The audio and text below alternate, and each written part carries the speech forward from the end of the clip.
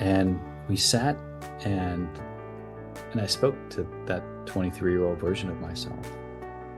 And it was tremendous. Because I was able to say it's okay. To say that you did the best that you could. You didn't make it worse.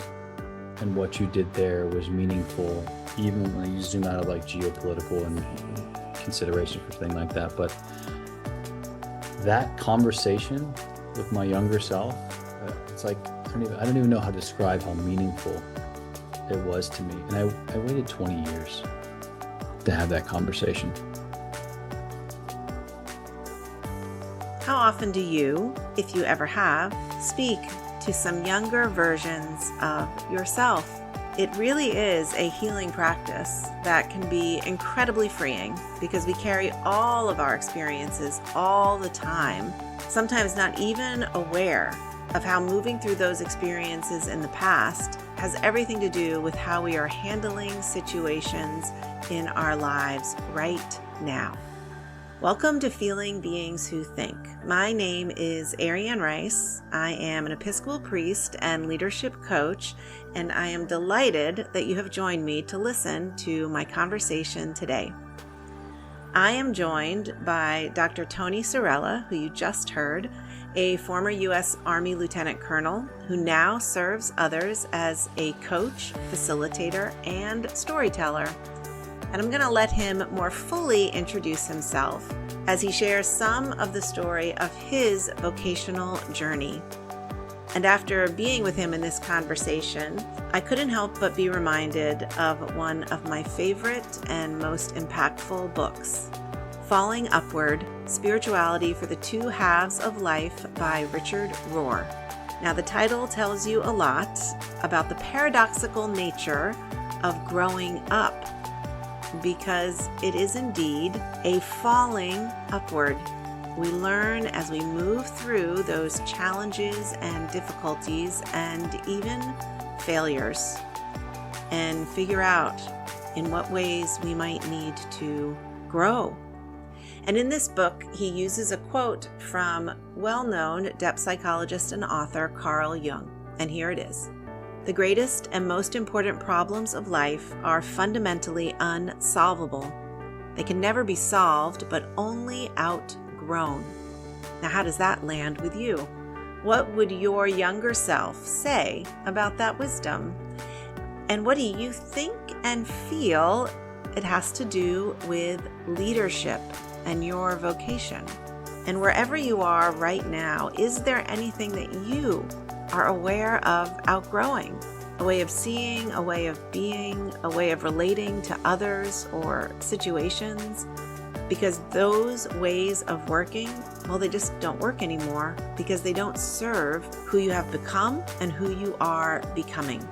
My thanks to Tony, and my thanks to you, my friend, for listening and hopefully sharing. And please, I'd really appreciate it, rating on whatever platform you're listening to. And if you're so inclined, please do check out Rohr's book. You can find it on the Feeling Beings Who Think bookshelf at bookshop.org. And now let's get to today's conversation. Well, welcome, Dr. Tony Cerella. Did I say that all correctly? You did. And if I can start with a funny story, if that's okay. Definitely. So my last name is Cerella, and that's who I grew up for 40 years of my life pronouncing it. That's the American version of Cerella. However, in 2018, I'm still in the Army, and we were posted from Germany to Italy, and we went to work for a NATO headquarters, and it's mostly Italians. And I showed up, and I'm like, "Hi, I'm Lieutenant Colonel Cerella." And like the first Olindo, the wonderful human being that he is, he looked at me a little cross-eyed. He's like, "No, you're not." I'm sorry, Olindo. It's like, Tony, you're not pronouncing your last name correctly. I was like, I don't understand. He's like, in Italian, CE is pronounced ch, as in church. And so he's like, your name is not Cerella. Your name is Cerella. And I'm waving my hands up in the air because that's how it's an Italian. extension of speech here. And so I'm mispronouncing my last name for 40 years of my life. So please, it's Tony Cerella or Tony Cerella, depending on how badly or where we're at and how badly I'm screwing up my last name. So Well, the opera singer in me who did study some Italian wants to say Cerella. there you go. That's it. You're singing it. You're doing it right. Okay, so tell us a little bit about who you are and Uh, how you live into your vocation right now. You already hinted a little bit at that with that story. yeah. So I was born in Texas into a military family, and so we moved around a bit. And then we settled finally in Virginia when I was about 7 or 8 years old. And that's where I spent my formative years. And I was 18 and I was trying to figure out where I wanted to go in the world. And I came from a family with not a lot of resources. So, the path that looked most reasonable to me was service. By that, I mean military service in the US.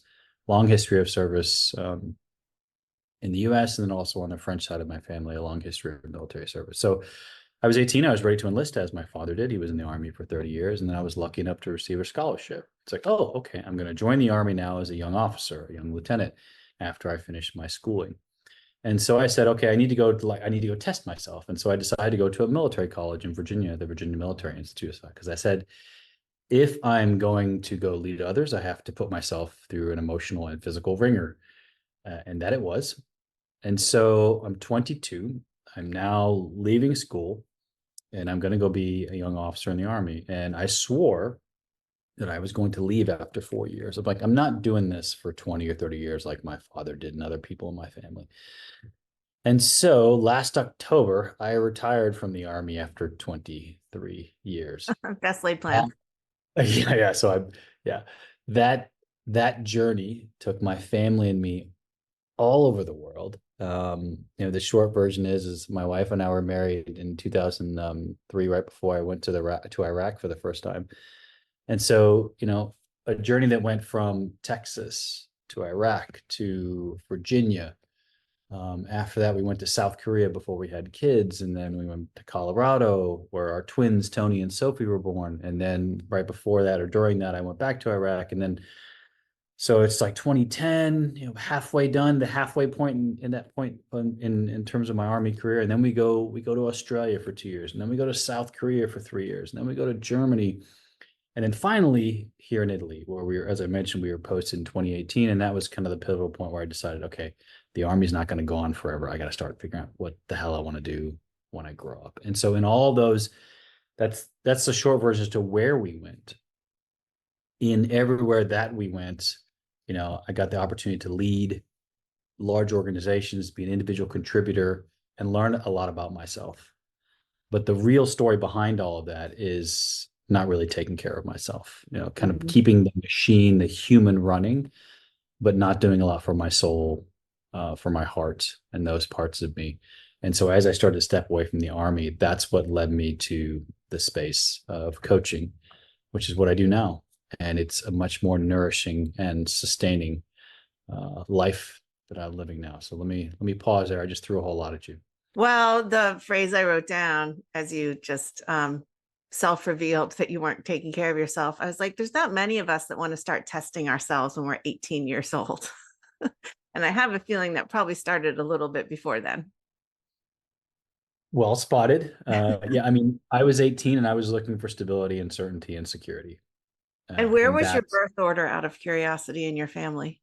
middle child, Uh, only the male child at that point. So I was the middle, I was the boy and the middle child. and are you the only one that went into the military? My younger sister did for a couple of years, and then she did her commitment and finished. So I was the only one that went in and stayed for a very long time. So it really at first was just going to be this scholarship that enabled you to then go to college. What did you study in college? First degree at the Virginia Military Institute was in history, and if I'm honest with myself, it's something that I love. But also, the Army said we don't care what you study. Here's your scholarship money. Your commitment is to serve as an officer for a few years afterwards. Go study whatever you want. Alternatively, the American Navy offered me a scholarship, and they said you have to be an electrical engineer, and I was like, that's not going to work. there's no one that wins in that situation. So that's primarily why I joined the Army. Also, the history of family service in the Army as well. I mean, can you remember where your headspace was at when you started at a military college, following in your dad's footsteps? Which I don't know, that always seems to me somewhat of a heavy lift when we follow in It our is. footsteps. It was the most uninformed and consequential decision I ever made. And there wasn't a lot of thought behind it. When I think back to like spatially where I thought it could go in life, I'm essentially drew a circle around like Virginia. That's as far as I can see. It's as far as I can reach. And no one ever told me I had to do that. But there was, and there often is, kind of a silent inertia, a silent push or pull towards a specific profession. So I see that now. I sure as hell didn't see it when I was 18.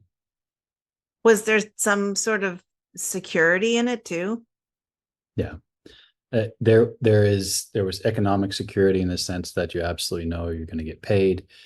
There is that like the rigidity, the structure that comes with it. It can be quite comforting.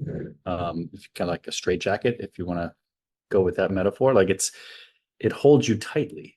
And early on in my life, I think that's what I needed. I needed that certainty. And also, as I mentioned, in terms of resources, it was a step up in life. I probably would not have gone to university if it hadn't been for that scholarship early on. I would have had a different path. So there's a lot of gratitude in that. But yeah, I sure as hell didn't see a lot when I was younger. I relate to some of this. And I do find, was very surprising to me when I first discovered this. There are a lot of military that go into the religious professional life. There are a lot of people that seem to come to being a pastor or a clergy person in a second career after police officer, various military, types of work. And most of the time, it seems to be not people who are like floundering around looking for an identity that like speaks to their heart. Well, maybe in some ways that, but also that security, that almost rigid structure that you have to live into. And in some ways, I think pushes internal approval buttons. Agreed. And when you shared that, it reminded me of how you have to subordinate, the self, the individual, to a collective. And then, obviously in the military sense, it's self. It was always second to mission, unit, organization.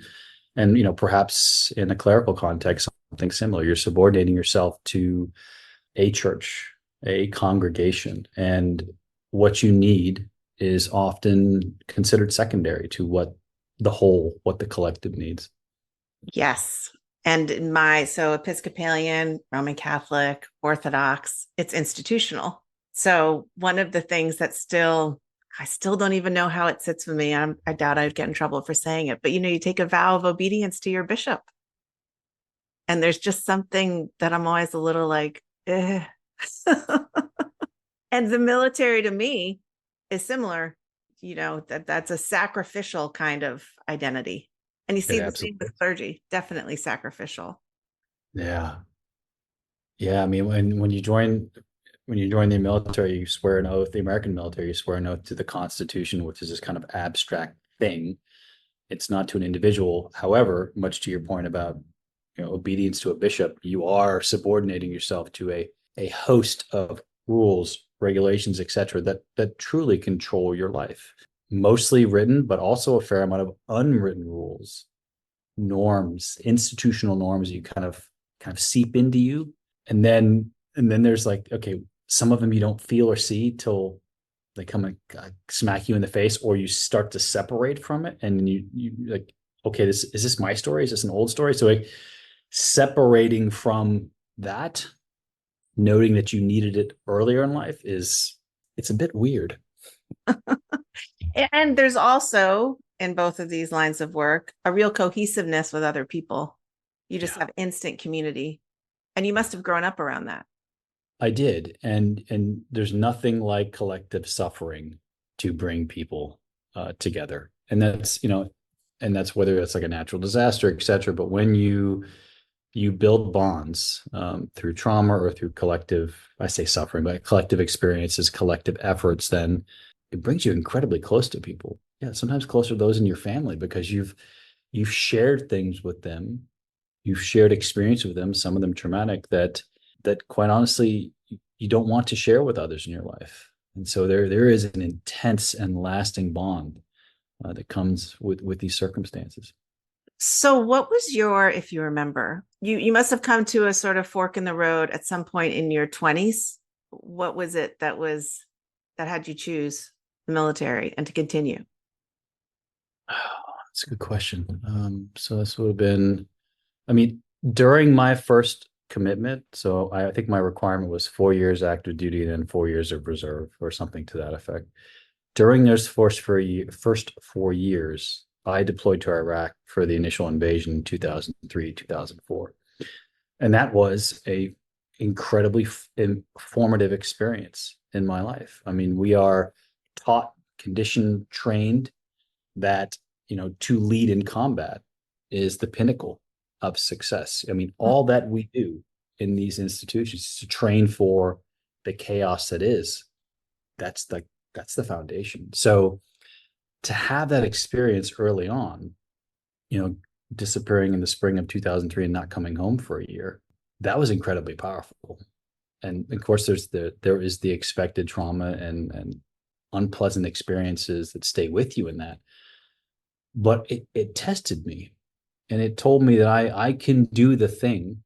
I can lead others. I can bring calm to chaos in these terrible situations. And so it essentially validated everything that I had been taught that I needed to be. And so I said, okay, I'll keep doing this.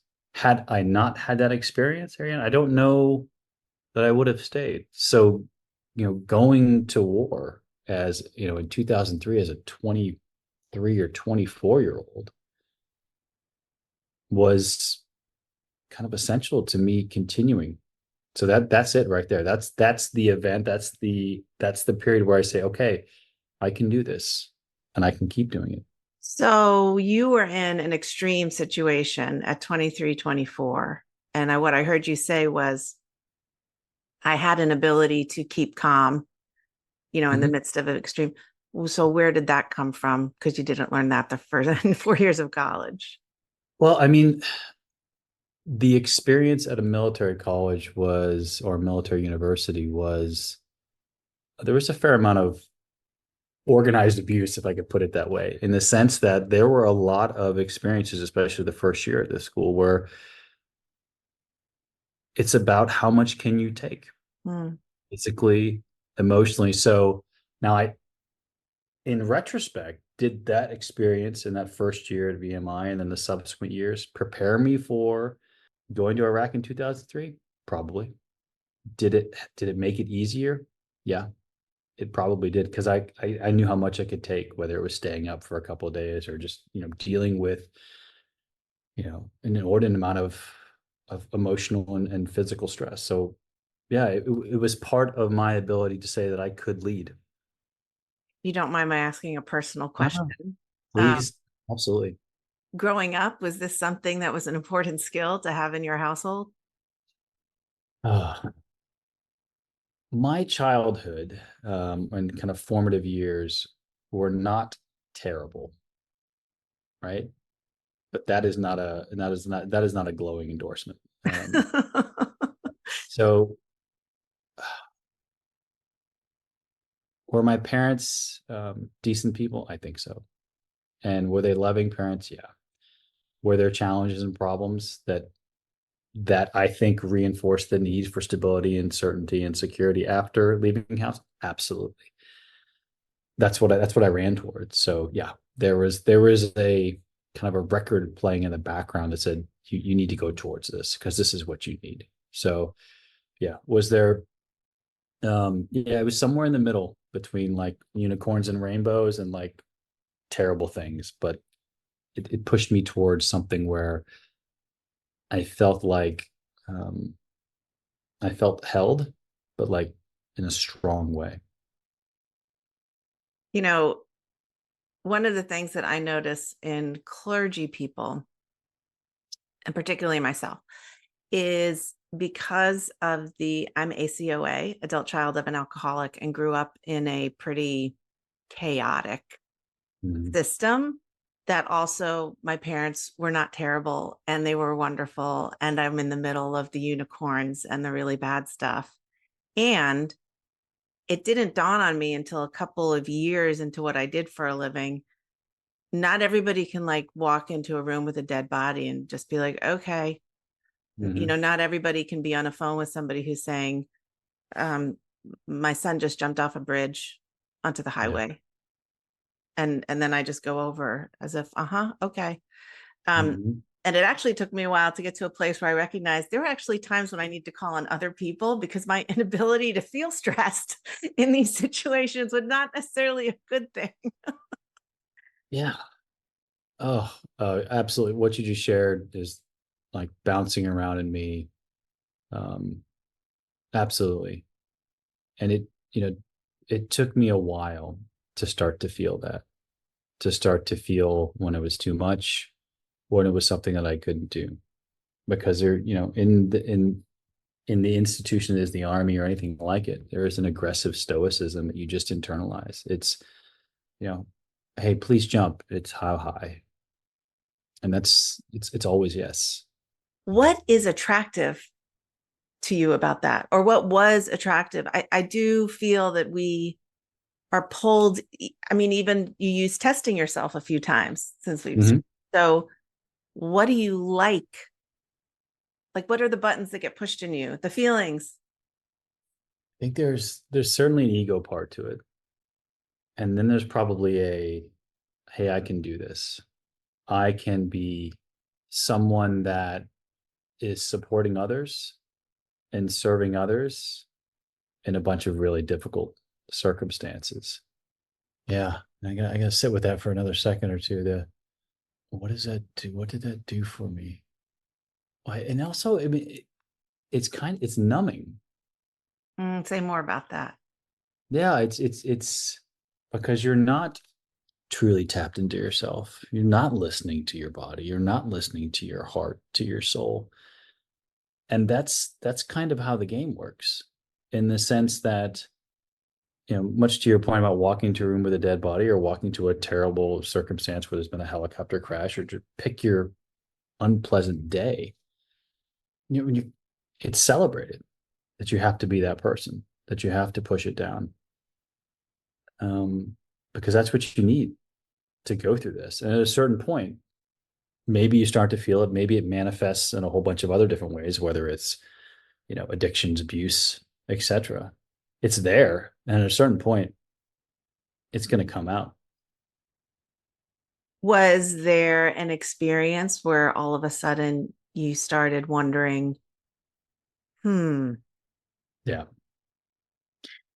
Yes. Um, I deployed to Iraq twice, 2003, 2004, and then 2008, 2009. Very different experiences. But once those were done, I was the second one. I was about halfway through my Army career. Our twins had recently been born. And I had taken those experiences, and I put them in nice little boxes. Like, let's just go really deep down here. Let's just not worry about that. And then experience in 2015 where I was a first responder on a helicopter crash site deaths in South Korea. So I'd taken all those experiences, and there are others. I'm going broad brush here, right? And I just put them inside of me. And then this is 2021. I think it was 2021. That sounds right. Maybe 2020, when Afghanistan falls apart, right? I had never deployed to Afghanistan, but watching, I was on vacation with my family in our camper. I think we were in Prague, right? And I'm watching this story, and less of it from an American lens. I'm looking at this 20-year effort evaporate within a month, right? And again, out of an American lens, an American, a NATO, an Afghani, a lens of all of this time and energy that people have put in, and it just evaporates. And I feel an itch. Like, I start to feel an itch. Like, there's that, watching that happen and watching, some of the images that came through that, something like, I put those boxes inside of me, like something happened. There was a crack and I started to feel it. For about 2 or 3 months, I was struggling.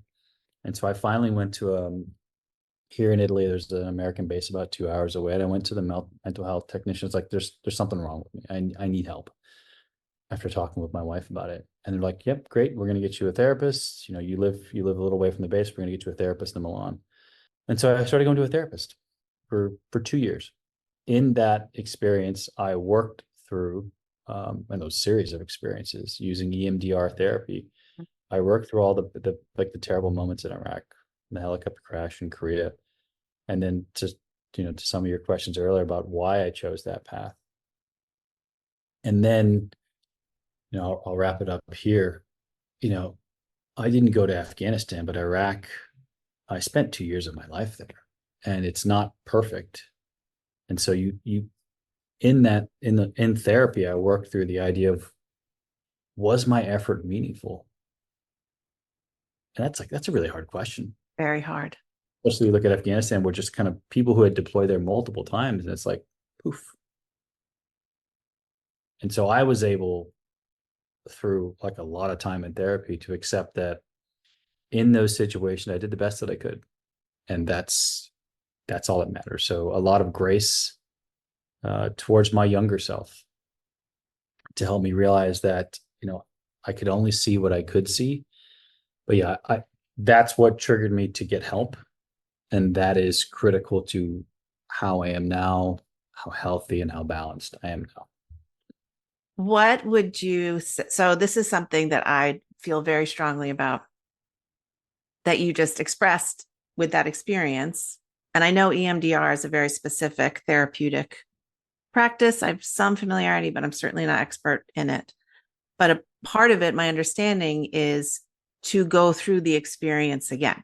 You are going through the experience again.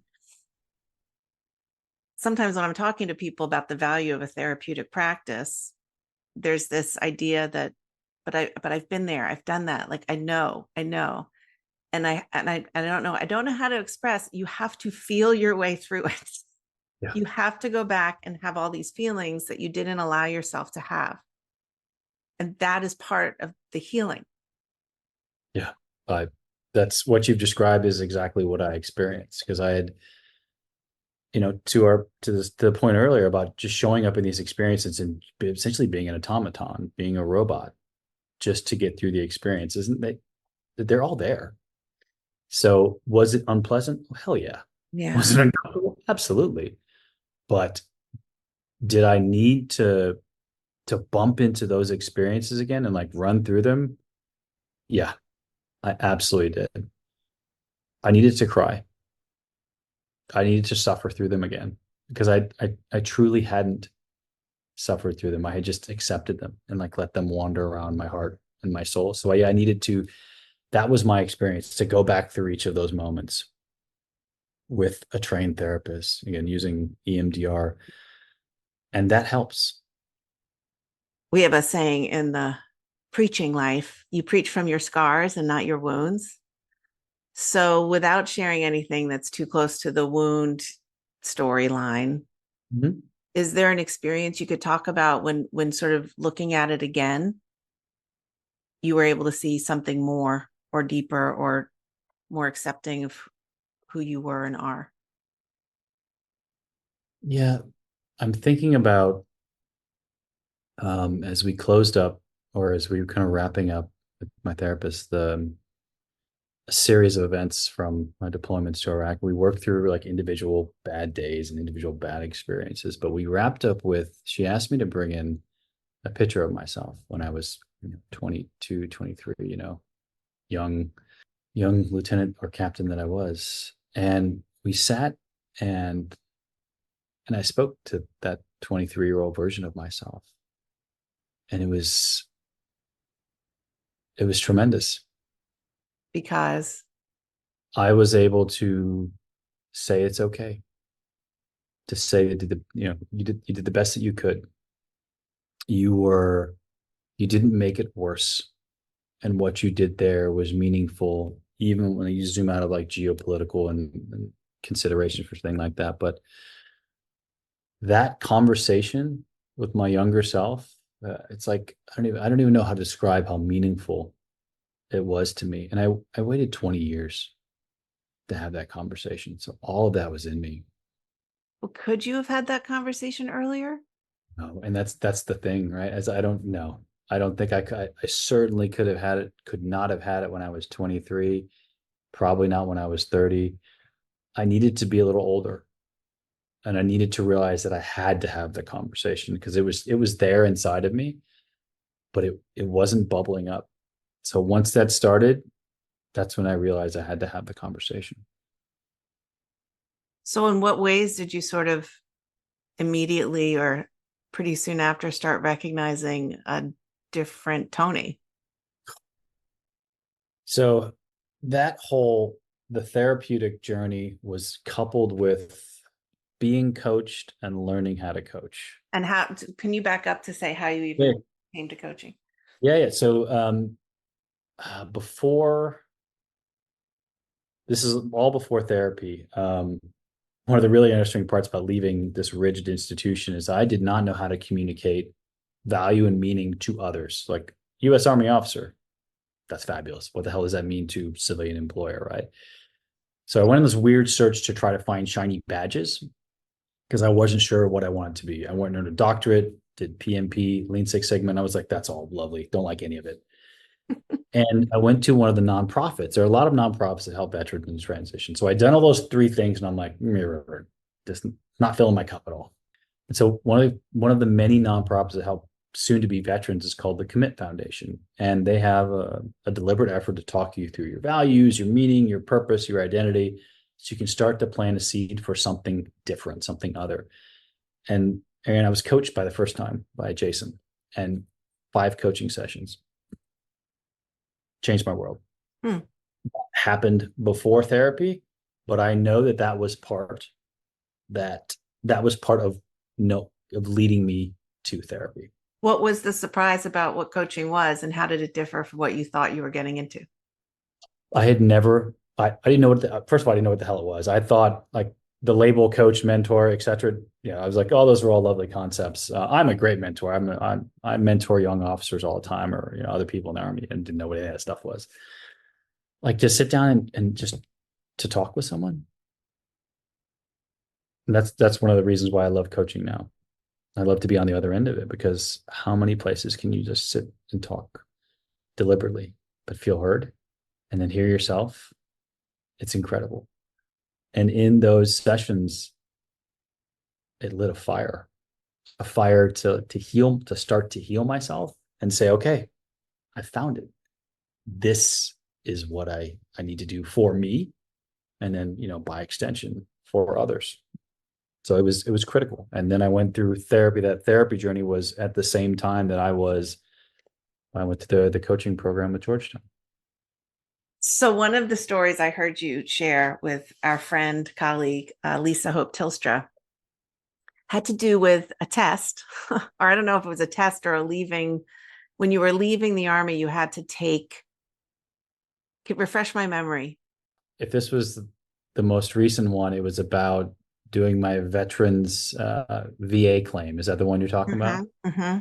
So, as I mentioned earlier, there's this kind of aggressive stoicism. Everything's fine, kind of like marginally taking care of your body. And that's like the institution, that's the Army. And as you finish in those last 6 months, you go to a different institution, you go to the Veterans Affairs Administration, you go through a deliberate process with appointments and such, and you have to create a list of what's wrong with you. What's medically wrong with you, what's emotionally wrong with you, what is the cost of service? Like what is the quantifiable cost of service? I could not think of something that is more uncomfortable to do. Mm-mm. Because you have to no shit make a list of when I was 22 and I was 45 or 46 when I was leaving, what was the actual cost of this to my body, to my soul? That was uncomfortable. Well, even I'm getting to the phase of just admitting that there was something. It's very difficult. I, and I went through therapy and left therapy with a diagnosis of PTSD. In the 20 years before that, if you'd asked me if I have PTSD, I was like, nope, I'm fine. Everything's good. It took me a while to accept that. And then to take that and make that part of my submission to say, this is what it's done to my body. So how did And you know? that How did you know, like, what was going on that you were like, I have to? Because you've said like there's this period, but like, what was happening? in terms of like stepping away from the army, What was the presenting reason that you were like, I Mhm. have to seek help now? I could start to see it manifest in some of my behaviors. I was drinking more than I normally would. I was impatient, but there was something wrong with me. Or more, perhaps a better way to describe that is I had been ignoring like lights that had been playing in the background. And it started to show up in my behaviors. And I realized, I knew that this process to leave through the VA and such, like I need to get this sorted out before I leave. Mm. Because if I don't, I'm not going to get the care that I need. And I'm going to leave and I'm going to end up being one of the terrible statistics for veterans in the US. And so I felt like I had to get care. I had to run towards it because I had to leave being the healthiest and best version of myself that I could. And this is presumptuous of me, but I would imagine your wife also reflected to you like, Yeah. yeah.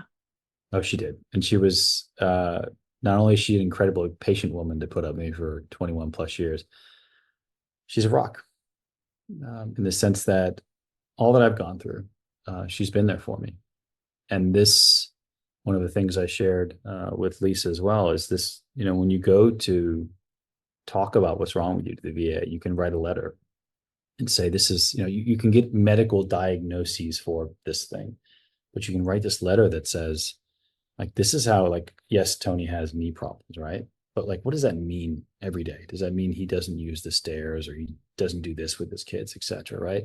And so I wrote my own accompanying statement for my submission. And then I said, Bethany, you've known me for when we started dating in university. I was like, you've known me for a long time. What have you seen change?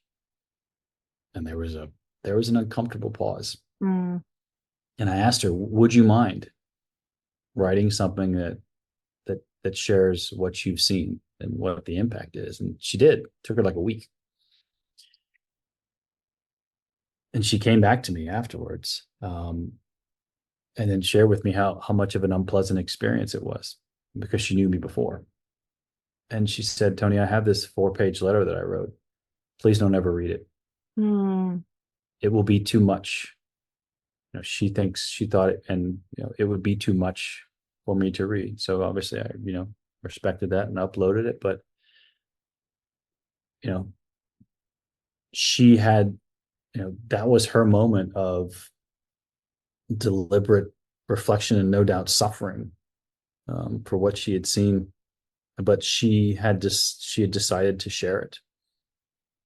How long did it take you to complete?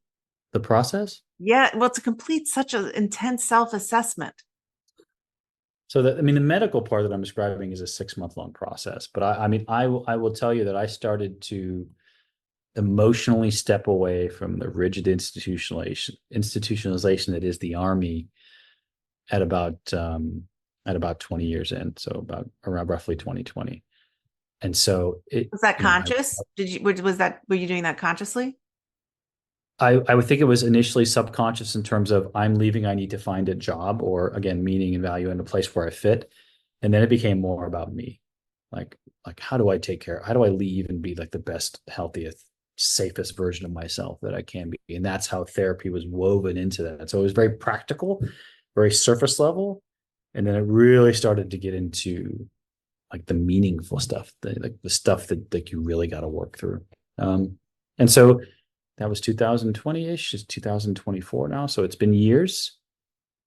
I retired in October. I'm still transitioning. And I probably will be for a while. And that's cool. That's okay. Well, what does that word mean to you, transitioning? Well, a couple words come up for me. Grieving, or allowing myself space to grieve the change in my identity. And then community comes up for me, recognizing that I need new and different communities to feel fulfilled and also be of service to others.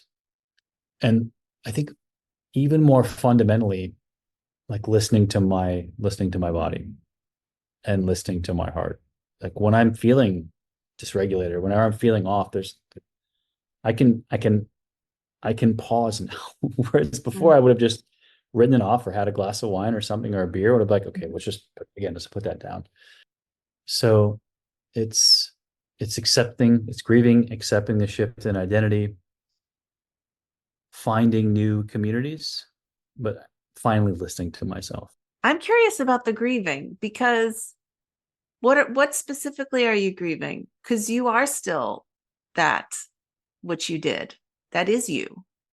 I'll tell you about a ritual that we use that I didn't realize was part of grieving. And so May of 2023, so a couple of months out before I formally retired, I had a retirement ceremony. And it's a formal kind of military ceremony, all the like pomp and circumstance, flags and anthems and all that stuff. And it was lovely. I got to recognize my family, say a speech, and they talked about how amazing my career had been, et cetera, et cetera. Now I see it. It was a funeral. I was able to mark the death, the end of who I was for 20 plus years, and then accept that to feel that and accept that I could be something different. So that ritual was, I didn't feel it then, but in time I started to feel how important it was to set it down, to set parts of it down. I think to your point, it's part of my story. It's part of my past. It influences how I show up every day. But now I choose like what I want to continue with. And so that's the part for me where I get to choose what stays with me and what I set down. There's definitive connection parallels with military rituals and church liturgies and the performative nature of enacting, embodying whatever it is that's happening, right? And really setting it into this special container with people and this special, it's so special. And the way you just described that, I have described, so I retired from leading the congregation where I served as rector in April. And when people ask, well, how was the last Sunday? I'm like, oh, it was like getting to attend my funeral and it was great. Like, it was a great it's the same funeral. Way, it's a funeral without all the pesky death. It's fantastic. Totally. And people are very kind and they say wonderful things. And you kind of really have an opportunity to see something in total. And if anything, it made me think and feel we need so much more of learning how to say goodbye well, because, most other professions, you try and just say goodbye as fast as possible. And I kind of wanted to do that at the start because it is hard to do all that goodbying with people, but you do move through grief together with people. What was it in the identity? Things that I missed or like, what were you saying goodbye to? So the community and the automatic trust that was built into that community, the people you had you served with, you knew that you could trust them in like some pretty high stakes environments, and so that was baked in. That's like institutional. So you have to kind of approach relationships in a different way. But I think there's more choice in the absence of that. The schedule, the certainty that comes with it. I mean, like the idea that I don't have to pick my clothes. Right. Mm-hmm. Oh, totally. Without a doubt. Exactly. Right. It's like that's wicked easy. Right. It's like, what are you wearing today? Same thing I wore yesterday. Right. So, I mean, so that's, you get used to that. You accept it. But then you start, like, once you realize you don't have to, that's why I have a beard. I mean, other than the fact that I don't like shaving, but this is a physical manifestation of choice, something that I couldn't do for 20 plus years. So it's like, my hair is like very long. Mm-hmm. Understand. It's the longest it's ever been, right? So all of these, like, I don't wear boring socks anymore. I cannot wear, like, my socks have to be obnoxious, and I'm okay with that, right? So these are just these small things where I'm saying, okay, bit by bit, I'm going to be a little different. I'm going to be different than who I was, and it also manifests in really, I don't want to use unusual, but striking ways. If I get up and I didn't sleep well, I can go back to sleep. Mm. but I can listen to what I need. And so I needed to find, and I have found, a smaller group of communities where there is external validation in that, and you have to step in and say, I want to be a part of your group. And there's a yes, or ideally there's a yes in that, right? But all these small communities, they're for me, they're really nourishing. They're much richer than the ones that I'm used to. So I can be part of a smaller number of communities, have less connections, but there's so much deep, Hmm. so much more meaningful. And it's just gratitude. I'm so grateful to be in spaces like this. And this is exactly what I need. It's talking with coaches. It's going on a last month I went on or 2 months ago I went on a nature coaching retreat in Tuscany with 5 or 10 other people, and you have conversations that are well beyond surface level, and going and doing like facilitation work with other coaches with this company or that company, or sitting down and talking with other people who are interested in coaching. I struggle to describe how meaningful it is for me, because it is the polar opposite of many of the relationships I had outside of my family for many, many years. Hmm. It's strikingly different. But man, like I said, this is exactly what I need right now. As I nourish myself, as I heal, as I recover, this is exactly what I need. Well, I just wonder too, because I think about that word nourishing and healing and recovering. And it's like, well, do you get finished? Oh, good Lord, I hope not. I mean, if I can wander around these communities, it's nothing but good. So imagine if you were talking with somebody who was struggling in whatever profession they were, and they were talking about testing themselves, that they really needed to test themselves.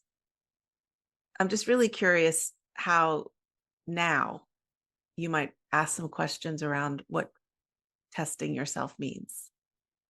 Oh, that's a great coaching conversation right there. Yeah, trying to figure out what's behind it. Like, what's the story? What's pulling you? What's pushing you towards the idea that who you are right now is not good enough? That you have to be something different and other, a different version of yourself. So yeah, it would be very much a let's wander through that. Let's figure that out. Because there's something behind that. There is something about creating space for people to share stories in their head. Yeah. It's sacred. Was it easy or hard for you? I had a hard time with coaching at first because as my LCA person at Georgetown, she's like, Ariane, you're such an expert and you preach every Sunday and as an expert and you tell people what to think as an expert and you have to throw all of that out the window when you're coaching. And she was right. And the same thing with facilitating because I delivered something very specific. Mhm. It I think some of it came naturally, but my biggest hurdle earlier was internalizing the expectation that it was my job to make it meaningful, valuable for the person I was working with. I was like, man, I gotta ask the most amazing question, otherwise there's gonna be no growth. I'm gonna be a terrible coach. They're gonna kick me out of the spiral, etc. Right? Um, and then once I started to move away from that, it just became easier. How did you move away Sit from it? What happened? reps, practicing with people, but then also being deliberate about, oh, I'm always I am a coach, but I am also always being coached. I feel I need that space to reflect, to sit, to share. And that was the subject of a couple different coaching sessions about what does it mean that that I feel like I have to deliver value for someone when they're paying me directly or indirectly for an hour of their time. And then with practice you realize, or I realized, the value of silence and listening and accepting that you know it's going to go where it needs to go. Just be there. How do you move through the vulnerability of silence?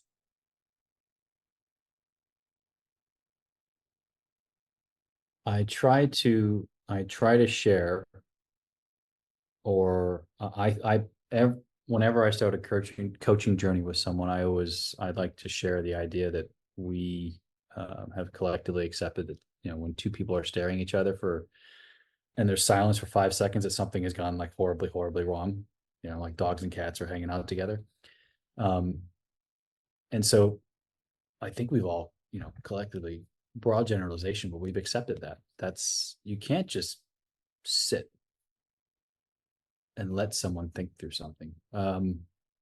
So I like to verbalize it up front and say, this is probably going to happen, and it's okay.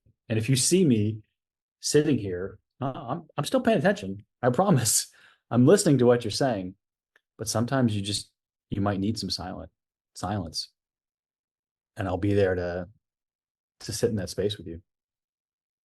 Is silence as a practice for you something you incorporate into your life? I don't do any meditation, so I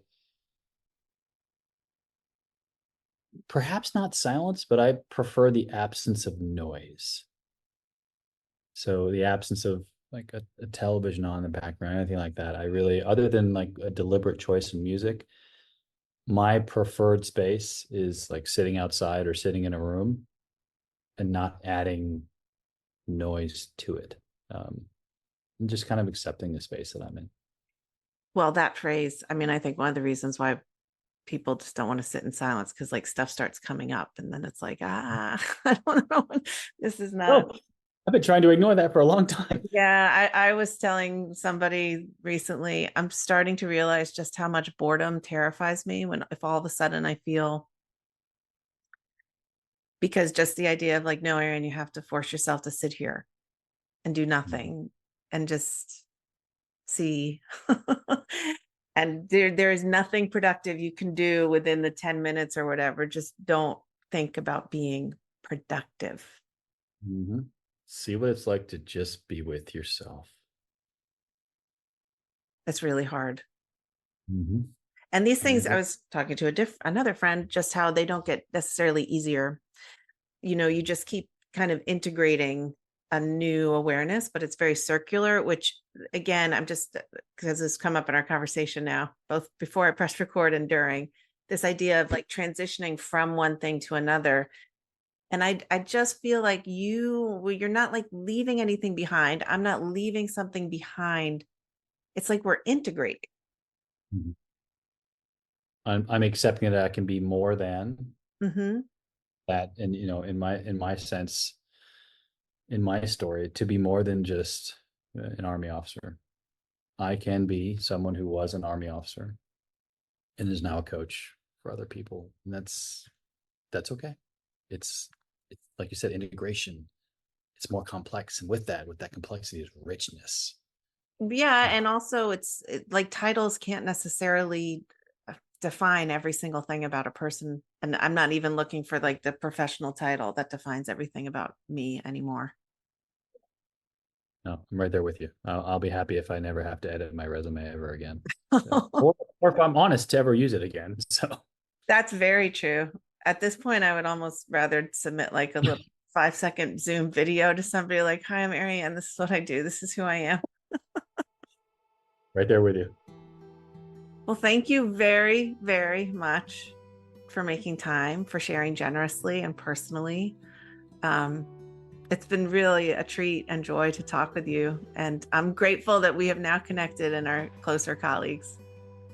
Absolutely. Thank you for what you do with this podcast. It's, as I mentioned before we started recording, it's one of my favorites. So, and thank you for creating a space for other people. So it's meaningful and it matters. I agree. All right. Until next time. And then I'm going to see